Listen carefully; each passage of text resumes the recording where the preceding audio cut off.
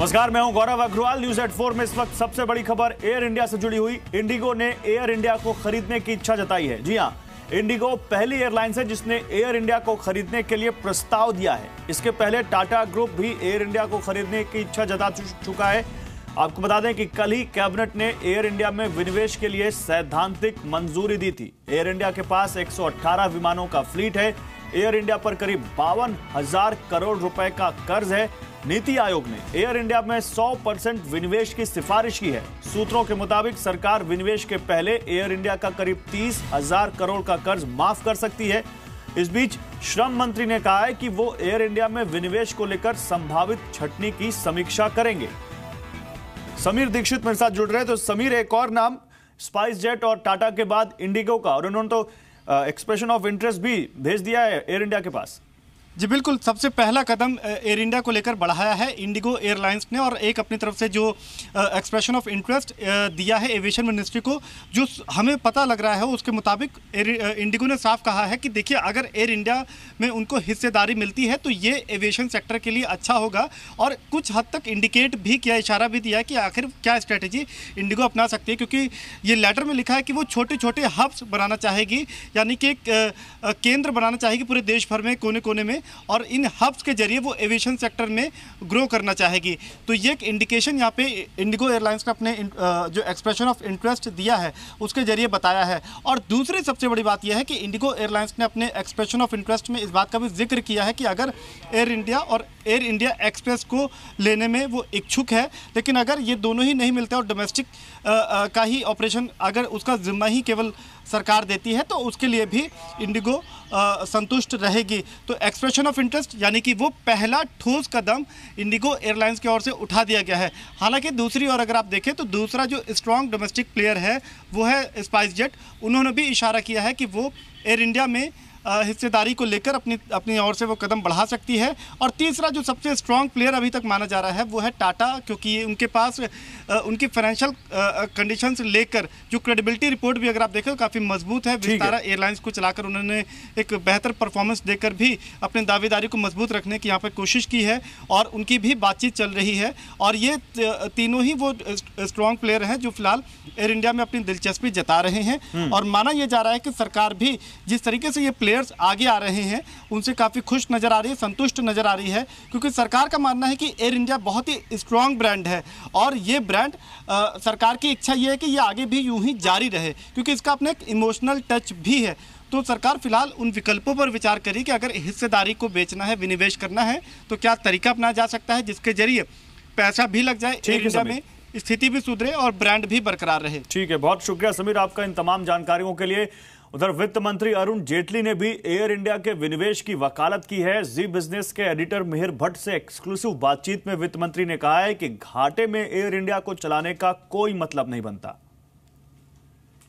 Aviation sector में आपकी airport quality पिछले 10-15 साल में बहुत सुधरी है, इंटरनेशनली कंपेरेबल है।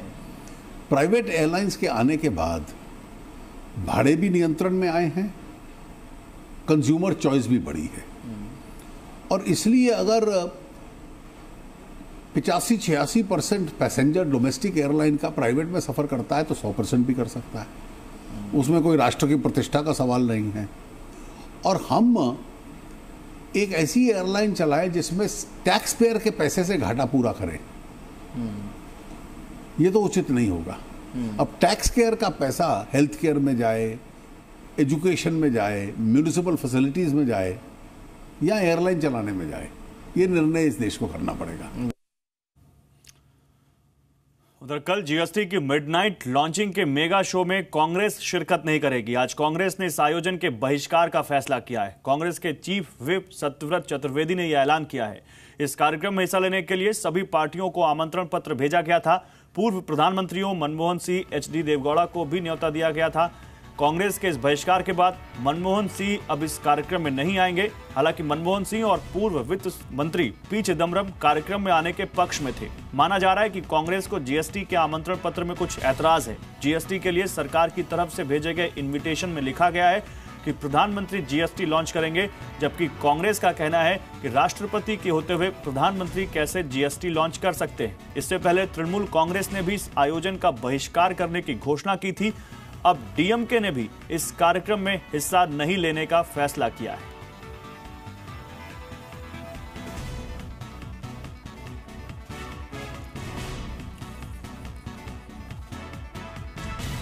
उधर विपक्ष के जीएसटी के विरोध पर वित्त मंत्री अरुण जेटली ने जी बिजनेस एडिटर मिहिर भट्ट से एक्सक्लूसिव बातचीत में कहा कि विपक्ष को अगर कोई ऐतराज है तो वो सुझाव दे सकता है। जीएसटी को सभी राज्यों और केंद्र सरकार ने मिलकर पास किया है, सभी की सहमति इसमें शामिल है। ऐसे में अब जीएसटी लॉन्च का वक्त आया तो विरोध करना ठीक नहीं है। लेकिन अभी भी फिर क्या दिक्कत है? विरोध पक्ष में हम अभी भी सुन रहे हैं, अब और कुछ नहीं तो उन्हें 12 बजे रात में लॉन्च से दिक्कत है, कह रहे हैं हम इसमें हिस्सा नहीं लेंगे। उम्मीद करता हूं कि इन मतभेदों को राजनीतिक दल छोड़ेंगे। कारण यह है कि इसमें कई केंद्र सरकारों का, राज्य सरकारों का, विभिन्न राजनीतिक दलों का केवल सहयोग नहीं रहा, सब में एक मत बना। और उसके बाद इसको दलगत राजनीति में खींच लेना है या इसको साझा मानना है। अगर किसी को किसी प्रक्रिया से बारे में शिकायत है तो सुझाव दे सकता है। उस सुझाव का निर्वाह भी मैं अकेले केंद्र सरकार नहीं करती, सभी राज्य और केंद्र मिलकर इकट्ठा करते हैं। उधर 30 जून की आधी रात देश अब तक का सबसे बड़ा टैक्स रिफॉर्म करने जा रहा है। यानी जैसे ही 1 जुलाई 2017 की तारीख शुरू होगी, देश में गुड्स एंड सर्विसेज टैक्स यानी जीएसटी लागू हो जाएगा। जाहिर है बड़े रिफॉर्म के मुताबिक तैयारी भी बड़ी है। देश की करीब 100 बड़ी हस्तियों को आधी रात के जीएसटी के जश्न में शामिल होने का न्योता दिया गया है। तो चलिए इस रिपोर्ट में देखते हैं कि क्या है जीएसटी लॉन्च की तैयारी और कौन कौन सी हस्तियां इस मेगा लॉन्च में शिरकत करेंगी।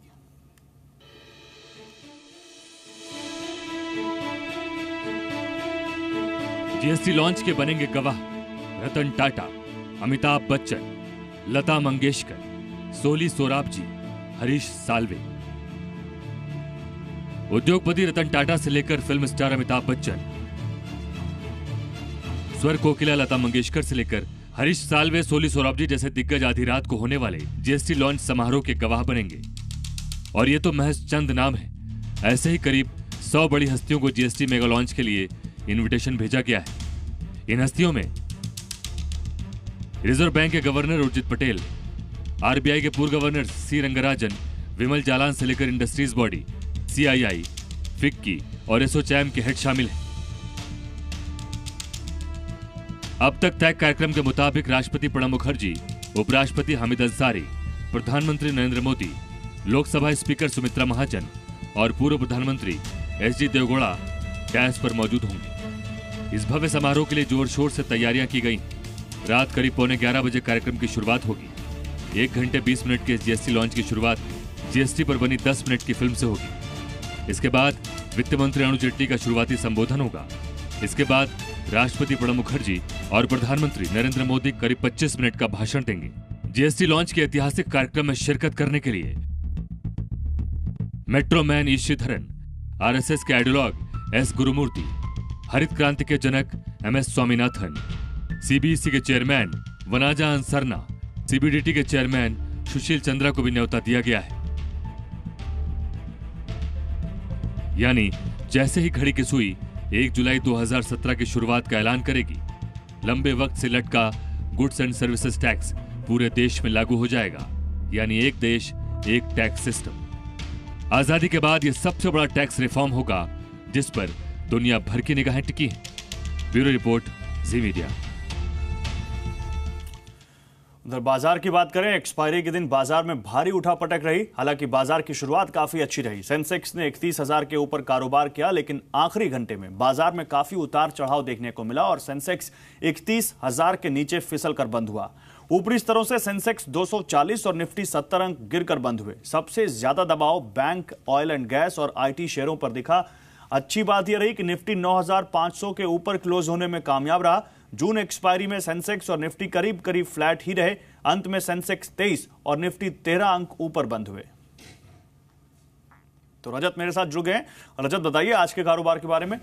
जो बिल्कुल हायर लेवल्स पे प्रॉफिट बुकिंग देखने को मिल रही थी। देखिए शुरुआती सत्र में ही हमने कॉन्कर कर लिया था 9550 का लेवल, लेकिन ऊपरी स्तरों पर टिकना मुश्किल हो गया लेटर हाफ में, क्योंकि एक्सपायरी थी तो एकदम से दबाव बना। और अगर आप एक्सपायरी टू एक्सपायरी भी देखेंगे तो बिल्कुल फ्लैट क्लोजिंग मानी जाएगी, जो पिछली एक्सपायरी की तुलना में निफ्टी पे हुई है। मार्जिनल गेंस मिले हैं, लेकिन जो स्टॉक्स आज हायर लेवल्स पे फिसल रहे थे उसमें Tata Motors DVR later half में फिसला, एसबीआई टाटा मोटर्स पे और कोटक महिंद्रा बैंक पे दबाव बना।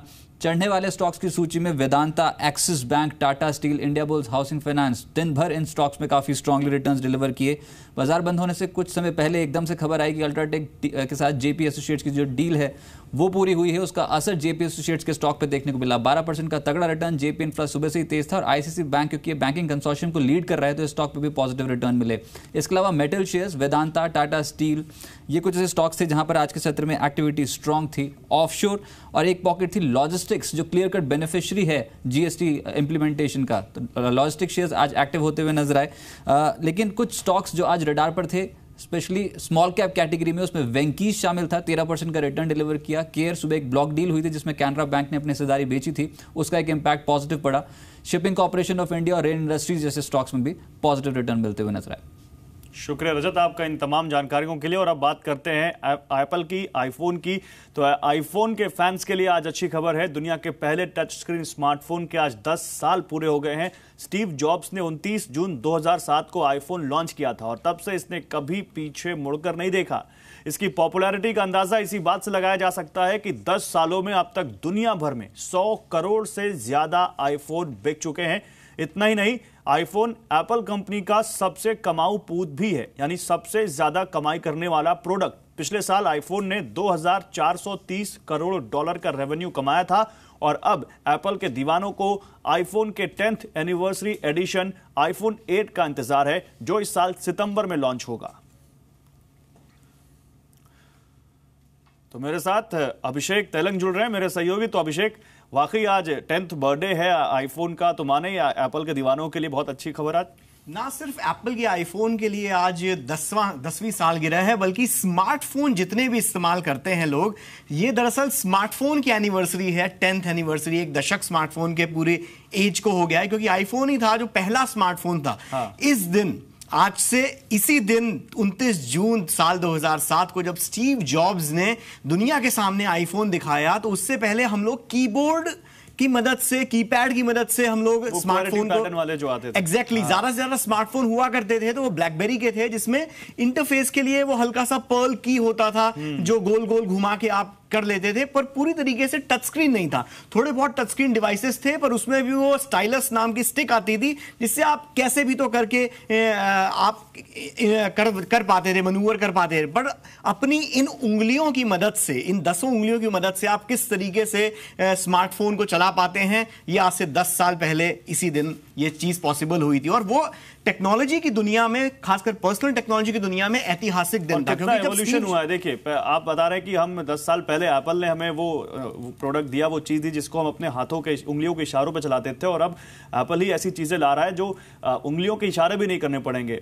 मैं आईफोन 8 की बात आप पूछना चाहता हूं, उसमें क्या खास हो सकता है? लोग उसके लिए बड़ा वो कर रहे हैं कि 10th एनिवर्सरी पर एप्पल आईफोन 8 में क्या खास देने वाला है। देखिए, आईफोन 8 में जो खास लग रहा है कि इनोवेशन के हिसाब से, तो मुझे लग रहा है डिजाइन काफी अलग कुछ होगी उसमें। जिसे कहा जाए कि स्क्रीन जो है वो पूरा हिस्सा होगी फोन का। जैसे अभी भी अगर हम देखें तो मेरे हाथ में इस वक्त आईफोन 7 प्लस है, तो 7 प्लस में ऊपर नीचे दोनों की तरफ का जो हिस्सा है यहां पर बॉर्डर है, तो ये बॉर्डर दरअसल खत्म हो जाएगी, पूरा एक स्क्रीन होगा, होम बटन भी उसी के अंदर, स्क्रीन के अंदर एम्बेडेड होगा। तो ये इस तरीके से डिजाइन को लेकर काफी चीजें हो सकती हैं। और iOS 11 में जो अभी रिसेंटली WWDC जब लॉन्च हुआ और iOS 11 उन्होंने उसमें लॉन्च किया एप्पल के मैनेजमेंट ने, तो वहां पर एक चीज उन्होंने दिखाई कि ऑगमेंटेड रियलिटी और वर्चुअल रियलिटी, जो कि सही मायने में टेक्नोलॉजी का इनोवेशन ही होने वाला है, तो वो शायद काफी कुछ उससे रिलेटेड फीचर्स आपको आने वाले आईफोन्स में देखने को मिल सकते हैं, जहां पर आप इस जैसे खाली टेबल जैसे मेरे सामने है,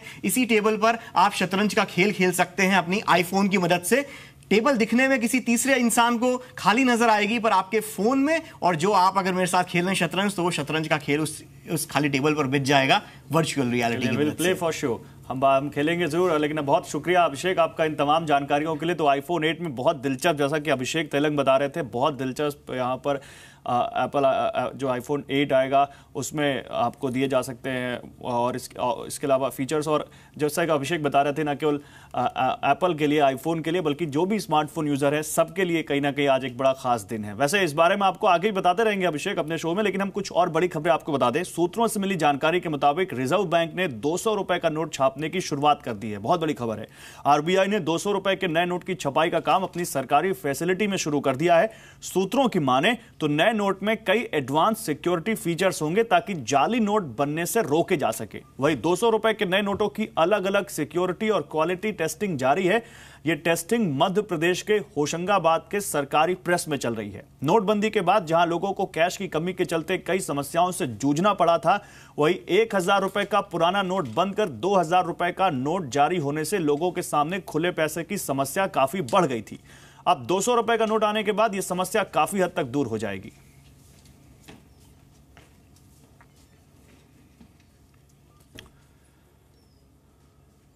रिलायंस ग्रुप के चेयरमैन अनिल अंबानी ने कहा है कि जीएसटी सिर्फ एक टैक्स रिफॉर्म नहीं बल्कि आर्थिक आजादी है। उन्होंने कहा कि दुनिया ने इतने कम समय में ऐसा रिफॉर्म नहीं देखा है। अनिल अंबानी ने कहा कि जीएसटी से कारोबार करने का तरीका हमेशा के लिए बदल जाएगा। GST is not just another piece of reform or transform. However significant, GST is the liberation of our economic imagination, the promise of one nation, one tax, one market. In less than 48 hours, India will emerge as the biggest, largest, free and economic democratic market in the history of humankind. Many of you present here today are quite young, so it may be easy to forget that India's mutual fund industry is a relatively young industry. In fact, I would claim it has barely moved out of its teens. India's mutual fund industry, with 5.7 crore individual accounts, has expanded its AUM to reach 20 lakh crores. And yet, even this spectacular growth has barely scratched the surface of the true potential of the market. उधर market regulator SEBI ने mutual fund कंपनियों को निवेशकों के हितों की रक्षा करने की सलाह दी है। सेबी चेयरमैन अजय त्यागी ने कहा कि म्यूचुअल फंड कंपनियों को यह ध्यान रखना होगा कि उनके पोर्टफोलियो में एनपीएज ना घुस जाएं। उन्होंने कहा कि 15 शहरों के अलावा भी कंपनियों को विज्ञापन पर ध्यान देना होगा। Mutual funds need to further strengthen their own due diligence and valuation mechanism and not only depend on credit rating agencies. This has been stated earlier also, but in terms of practice, I think you need to be more careful, and care should be taken that NPAs do not get shifted to mutual fund portfolio by way of transfer of debt. Spectrum fees चुकाने में दिक्कतों का सामना कर रही Reliance communication ने spectrum वापसी की पेशकश की है। सूत्रों के मुताबिक आरकॉम ने 4 सर्कल में स्पेक्ट्रम वापसी की पेशकश की है। कंपनी ने यह स्पेक्ट्रम नीलामी में खरीदा था। सूत्रों का कहना है कि आरकॉम ने 2100 और 1800 मेगाहर्ट्ज के स्पेक्ट्रम को वापस करने की पेशकश की है। सूत्रों के मुताबिक कंपनी स्पेक्ट्रम की किस्त चुकाने का संकट का सामना कर रही है। स्पेक्ट्रम लौटाने से कंपनी की लायबिलिटी कम होगी। आपको बता दें कि टेलीकॉम कंपनियों को इस साल स्पेक्ट्रम की फीस के तौर पर 30,000 करोड़ रुपए चुकाने हैं। उधर मशहूर फास्ट फूड चेन मैकडॉनल्ड्स ने आज से दिल्ली में अपने 55 में से 43 आउटलेट्स बंद कर दिए हैं। आउटलेट्स बंद होने से 1700 कर्मचारियों की नौकरी पर खतरा मंडराने लगा है। यह फैसला इसलिए लिया गया है क्योंकि कंपनी ईटिंग हाउस लाइसेंस को रिन्यू नहीं करा पाई। दरअसल ये आउटलेट्स कनॉट प्लाजा रेस्टोरेंट यानी CPRL और अमेरिकी कंपनी मैकडॉनल्ड के 50-50 के ज्वाइंट वेंचर से चलते हैं। बताया जा रहा है कि CPRL और मैकडॉनल्ड में लंबे समय से विवाद चल रहा था। दोनों पक्षों के बीच पिछले 2 साल से London court of international arbitration में मुकदमा भी चल रहा है। उधर प्रधानमंत्री नरेंद्र मोदी आज एक बार फिर कथित गौरक्षकों को चेतावनी देते दिखे। पीएम ने कहा कि कानून को अपना काम करने दें, किसी को भी कानून हाथ में लेने का हक नहीं है। प्रधानमंत्री नरेंद्र मोदी ने गोरक्षा के नाम पर देश में हो रही हिंसा पर नाराजगी जताई। अहमदाबाद के साबरमती आश्रम में पीएम मोदी ने कहा कि लोगों को गोसेवा विनोबा भावे और महात्मा गांधी से सीखनी चाहिए। पीएम ने कहा, कहीं भी कोई घटना होती है, लोग अपना आपा खो देते हैं। लोग कानून को अपना काम करने दें, किसी को भी कानून हाथ में लेने का हक नहीं है। गाय के नाम पर किसी की हत्या की जाए, वो निर्दोष है कि गुनहगार है, वो कानून का काम करेगा। इंसान को कानून हाथ में लेने का हक नहीं है। उस डॉक्टर का कोई दोष नहीं है जो आपके परिवारजन की सेवा कर रहा था, लेकिन आपके परिवारजन को बचा नहीं पाया। और फिर भी आपको शिकायत हो तो कानूनी व्यवस्था है। हम कैसे आपा खो रहे हैं? डॉक्टर को मार दें, अकस्मात हो जाए ड्राइवर को मार दें, गाय के नाम पर इंसान को मार दें। अपने भाषण में पीएम मोदी ने गाय से जुड़ी बचपन की एक कहानी भी सुनाई। विपक्ष ने पीएम मोदी के बयान पर निशाना साधा। कांग्रेस ने कहा कि गोरक्षा के नाम पर गुंडागर्दी करने वाले हैं कौन, तो बीजेपी ने पलटवार किया। ये तीसरा मौका है जब पीएम मोदी ने कथित गौरक्षकों को चेतावनी दी है। पिछले साल अगस्त में पीएम मोदी ने टाउन हॉल में कहा था कि गोरक्षा के नाम पर कुछ लोग दुकान खोलकर बैठे हैं। अगले ही दिन पीएम ने कहा कि मुट्ठी भर लोग गोरक्षा के नाम पर समाज में तनाव पैदा करने की कोशिश कर रहे हैं। उधर चुनाव आयोग ने उपराष्ट्रपति पद के लिए तारीखों का आज ऐलान कर दिया है। उपराष्ट्रपति चुनाव 5 अगस्त को होगा। नामांकन भरने की अंतिम तिथि 18 जुलाई होगी। उधर टमाटर के दाम एक बार फिर आसमान छूने लगे हैं। देश के कई हिस्सों में टमाटर आम लोगों की पहुंच से दूर हो गए हैं। दिल्ली में टमाटर की कीमतें 70 रुपए तक पहुंच गई हैं। उत्तर भारत के कई प्रमुख बाजारों में टमाटर की कीमत पिछले 3 दिनों में 4 गुना तक बढ़ गई है। दिल्ली की ओखला मंडी में टमाटर की कीमत 60 से 70 रुपए किलो, कोलकाता में 50 रुपए, चेन्नई में लगभग 45 रुपए और मुंबई में लगभग 40 रुपए किलो बिक रहा है। कारोबारियों का कहना है कि टमाटर की सप्लाई में कमी से कीमतें बढ़ी हैं। उत्तर भारत के अलावा दक्षिण भारत में भी बारिश के कारण टमाटर की फसल बर्बाद हुई है, जिससे सप्लाई घटी है। व्यापारी 3 रुपए 4 रुपए, बहुत हुआ तो 5 रुपए पर किलो खरीद लेता है। हम लोगों को दाम कहाँ मिल पाता है। व्यापारियों का कहना है कि टमाटर के दाम को लेकर ये स्थिति लगभग 1 महीने तक बनी रहेगी। कारण की आमद कम है। केवल एक जगह टमाटर बंगलोर में है, वहाँ से आ रहा है और ट्रक भाड़ा 1,20,000 है। 200 रुपये कैरेट पर भाड़ा पड़ता है। वहाँ भी आमदनी कम है।